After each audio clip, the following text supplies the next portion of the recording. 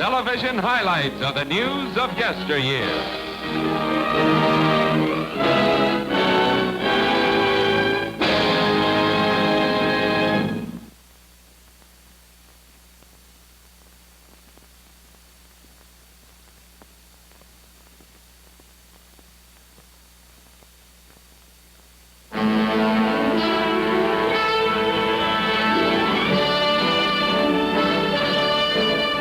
President of Prosperity.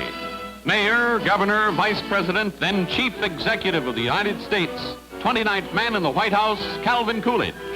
Here in Plymouth, Vermont, Independence Day, 1872, Calvin Coolidge is born. His home is in rear of this country store. As a boy, this is the school in which he learns his ABCs. His college, Amherst. Here he studies law. After graduation in 1895, he practices law in these North Hampton, Massachusetts offices. In 1910, he moves into North Hampton City Hall as mayor.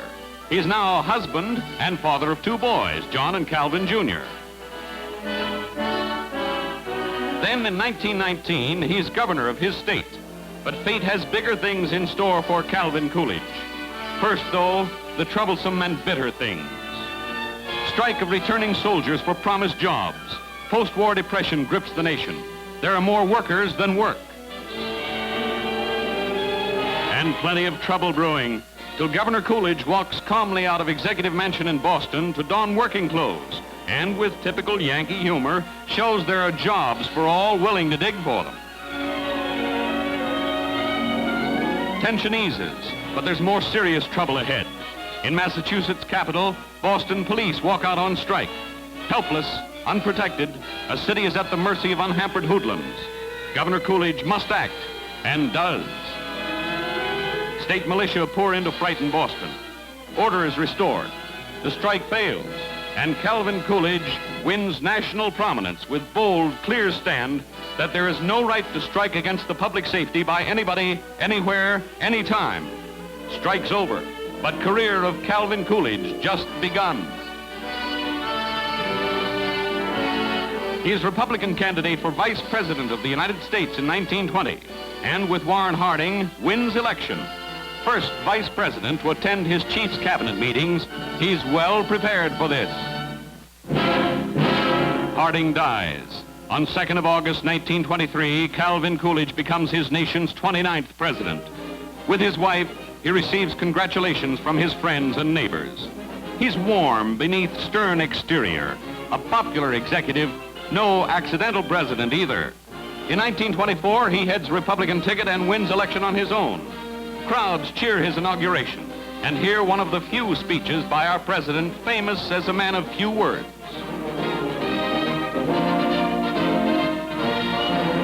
Thrifty New Englander, he fashions an administration that cuts government spending, wards off waste. He's perfect president for the times, and times are perfect too. For prosperity is not just around the corner, but here. And armies of workers are marching daily to ever-increasing jobs. Here is the busy market of New York Stock Exchange. It's the era of prowess, too. Charles A. Lindbergh leaps Atlantic, and Coolidge gives his friend Lindy one of the nation's highest honors.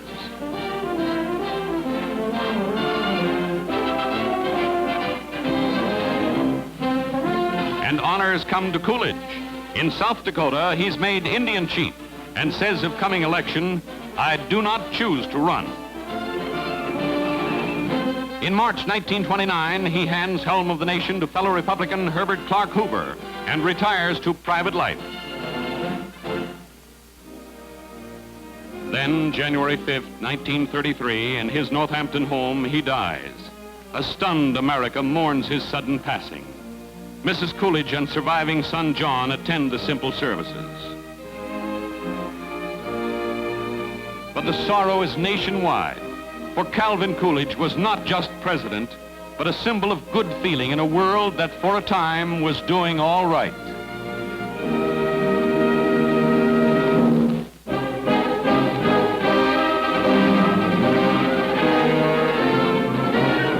Struggle over spilt milk.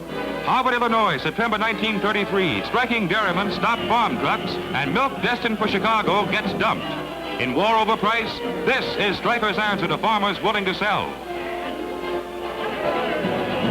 Brave dairyman decides to dash through picket lines to depot. Swarm of strikers isn't going to stop him either.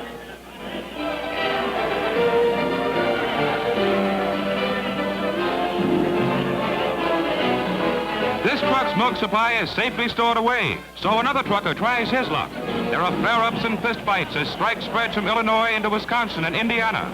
Two large Chicago milk companies say flow of milk to them has not stopped, but strikers hauled nearly 90% of milk from areas they control.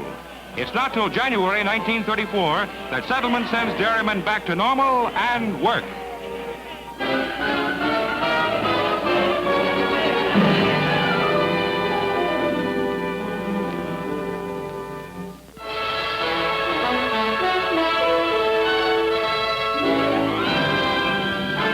Here's Bernard M. Baruch in 1922. Famed financier and elder statesman is aboard liner Olympia on way to Europe.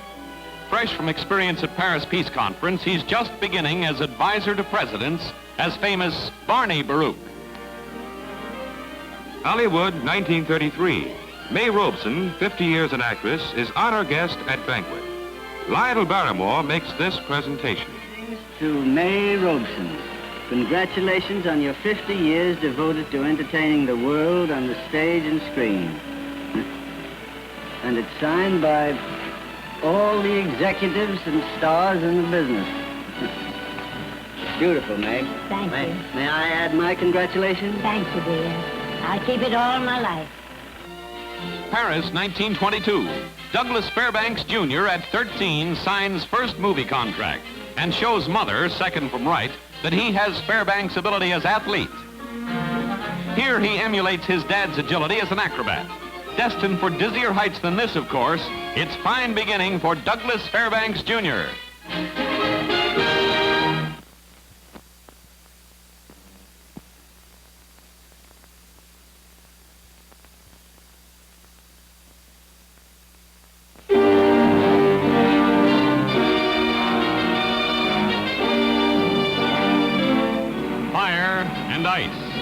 New York City, 1912.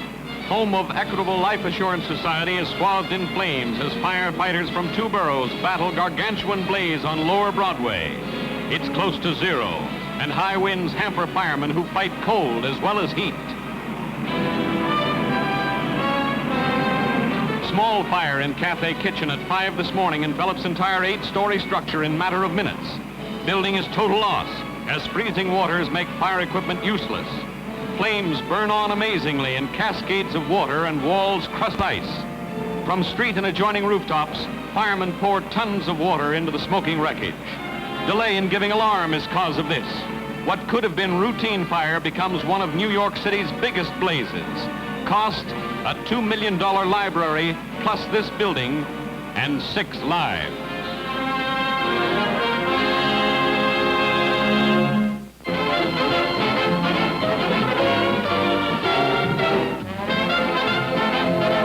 Briefing Broadway beauties.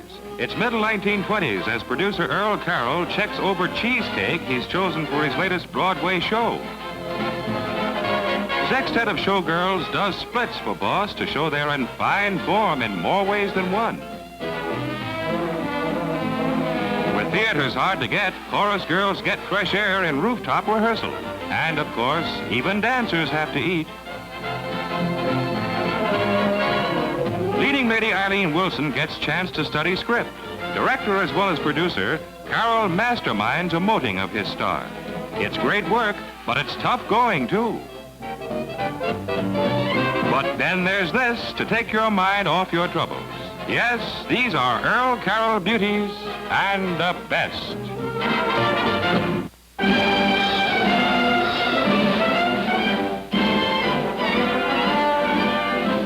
Landing of Los Angeles, January 27, 1928. Dirigible Los Angeles approaches aircraft carrier Saratoga for first attempt to land ship like this at sea. Lines from Los Angeles drop to carrier's deck as long, hard job of pulling her in begins. And then she's down in dangerous experiment. It proves that dirigibles can be refueled at sea in future wars. But future soon makes it obsolete.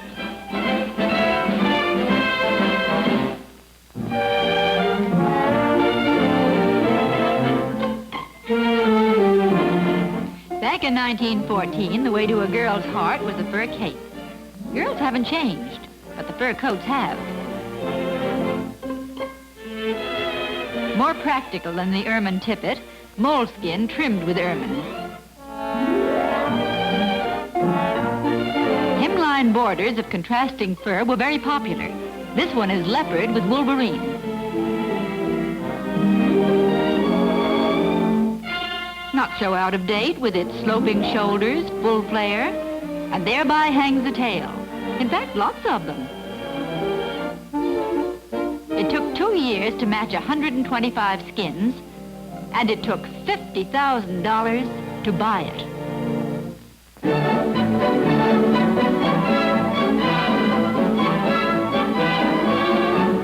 Girls at golf. At Exmoor Country Club, Highland Park, Illinois, September 1933, here's Helen Hicks driving long one down fairway. Then blasting ball from sand trap in tough match against Virginia Van Wee of Chicago. Virginia is keen on repeating as women's national golf champion. So's her putting. That one was 35 feet long. It's closed till mid-afternoon when two girls approach last green with Virginia well ahead. It's a putt and miss for Helen Hicks and handshake from good loser for Miss Van Wee. 4 up and 3 to go. Virginia Van Wee is still champ of women golfers. Boys at basketball. Atlantic City, April 1935. Louisiana State University in dark shirts struggles with Pittsburgh in intersectional clash while 5,000 watch. There's 2 points for Pittsburgh. Second half, LSU trails but won't give up. Led by Wade, boys from Baton Rouge start spot passing that breaks Pittsburgh defenses, and long shot from center court makes final score Pittsburgh 37, LSU 41.